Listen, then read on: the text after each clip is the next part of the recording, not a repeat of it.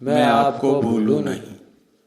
हे मेरे स्वामिन, हे मेरे स्वामी, मैं आपको भूलूं नहीं। मैं आपको भूलूं नहीं। तो आज का जो प्रवचन में स्वामी जी ने भगवत प्राप्ति का सुगम उपाय बताया। भगवत प्राप्ति का सुगम उपाय तो वो क्या है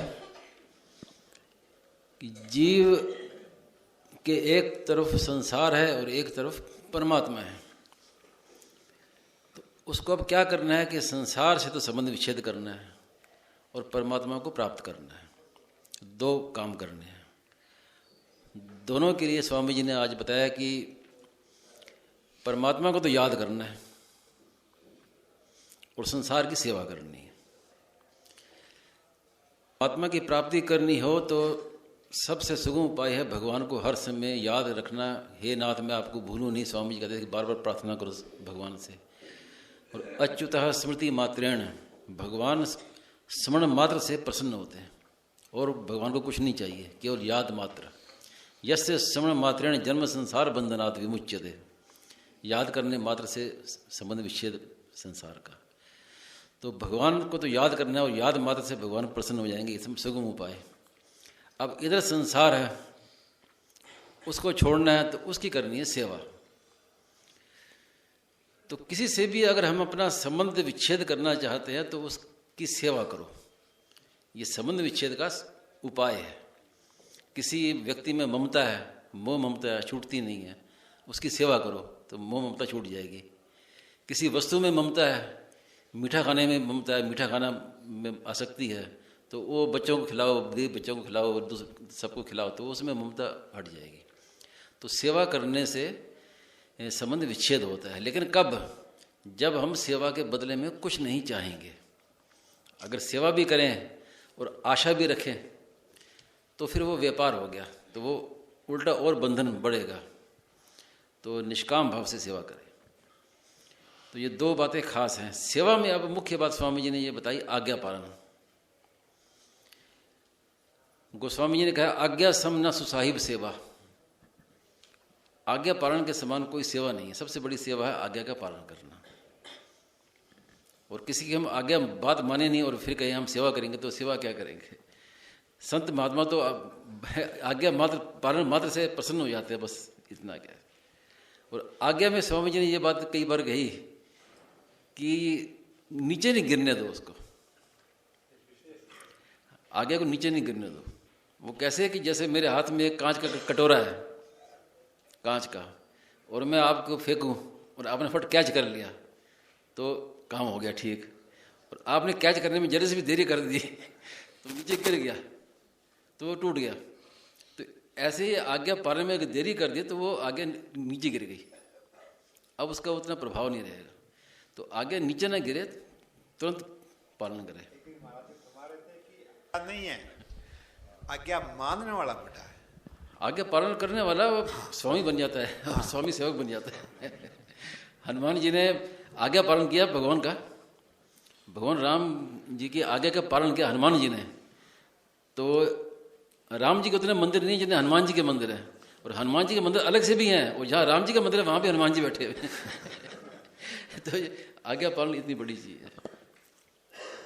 आज्ञा पालन की तो सीखी, आज्ञा पालन की तो आप सब लोगों को पता ही होगी कि सेठ जी कहीं आए धूप में, तो प्यास लग रही थी, तो उन्होंने माँ से बोला कि माँ मुझे प्यास लग रही है, एक गिलास पानी दे दे।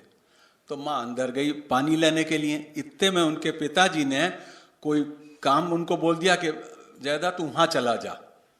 बस तुरंत चल दिए।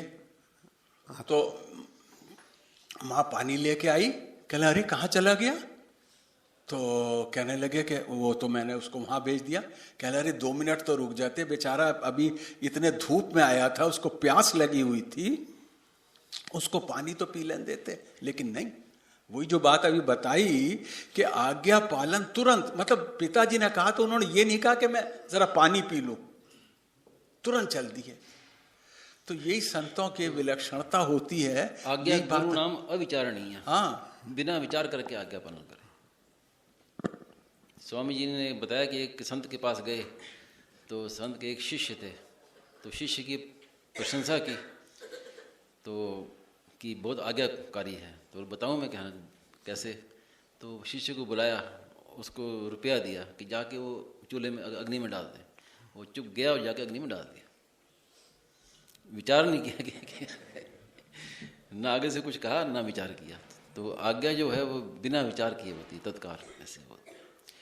अब उसमें खास बात ये कहना चाहता था मैं कि वो सेवा जो है, आज्ञा पालन, वो आजकल नहीं रही।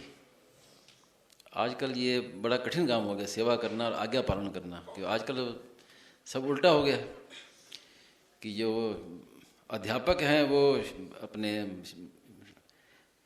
विद्यार्थियों की आज्ञा का पालन करते हैं, माँ बाप हैं वो बेटे की आज्ञा का पालन करते हैं, गुरु शिष्य की करनी पड़ती है, डरते डरते नहीं करें तो वो तो निकाल के बाहर करते हैं। गुरुजी चेलों की आज्ञा मानते हैं। हाँ, तो शिष्य हो गए। तो अब वो समय हो गया उल्टा। तो आज्ञा पालन आजकल बहुत दूर की कौड़ी हो गई है सेवा करना। तो अब क्या किया जाए, ये एक समाधान इसका ढूंढना पड़ेगा। तो इसके लिए बड़ा अच्छा एक समाधान रामायण में है कि ये हमारी अति बड़ी सेवकाई, ले ही न बासन बसन चुराई। तो सबसे बड़ी आजकल की सेवा ये है कि कम से कम किसी को दुख मत दो। तो सबसे बड़ी सेवा ये है। पालन नहीं कर सको, सेवा नहीं कर सको, लेकिन कम से कम दुख मत दो। तो ये सबसे बड़ी सेवा है, दुख ना देना। सेवा करेंगे तो सीमित सेवा होगी, और किसी को दुख नहीं देंगे तो असीम सेवा होगी। क्या भगवान वन में पधारे नहीं तो कोल भील भी बदल गए। जहां जहां भगवान पधारे वो कोल भील भी बदल गए जी। क्या भगवान बाण रखते हैं नहीं, धनुष रखते हैं, ये मारने के लिए नहीं रखते।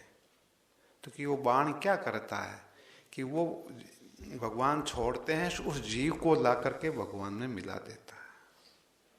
मारने का काम नहीं करता, उस जीव को ला करके भगवान में मिला देता है। क्रोधोपि देवस्य वरेण्य तुल्य। बातें खास भगवान को याद रखना और दूसरों की सेवा करना। और सेवा करना अपना ना मान के, अपना मान के सेवा वास्तव में सेवा नहीं होती। अपने केवल भगवान है और संसार की सेवा का पात्र है। जैसे अभी हम सब ठहरे हुए अपने कमरों में, तो कहते हैं कि ये मेरा कमरा है, तो इसका अर्थ नहीं है कि वो मेरा ही हो गया, वो काम में लेने के लिए। तो ऐसे ही संसार में जो चीज़ें हैं अपने काम में लेने के लिए, सेवा करने के लिए हैं, वास्तव में अपने लिए नहीं है। क्योंकि मिलने वाली और बिछड़ने वाली चीज़ है। स्वामी जी कहते थे कि बार बार इस बात पर विचार करो कि जो भी ये संसार में वस्तु व्यक्ति हैं, कब से हैं और कब तक रहेंगे। सब में ये बात है, कब से और कब तक। पहले भी नहीं थे अपने, और फिर एक दिन सब बिछड़ने वाले हैं सभी। तो अपना ना मान के उनकी सेवा करनी, सेवा करने से संबंध विच्छेद हो जाएगा। तो ये परमात्म प्राप्ति की सबसे सुगम बात स्वामी जी ने बताई। किसी भाई बहन की कोई जिज्ञासा हो, कोई बात पूछना चाहे? आपको तो विस्तार से समझाने की जरूरत नहीं है, आप थोड़े में समझ जाएंगे। आपने तो इतना पढ़ा लिखा है, पुस्तकें पढ़ी हैं खूब। स्वभाव सुधार कैसे उपाय बताओ इसका? सुधार होगा कि सबका हित चाहना, निष्काम भाव से, बदले में कुछ ना चाहे और सबका हित चाहे।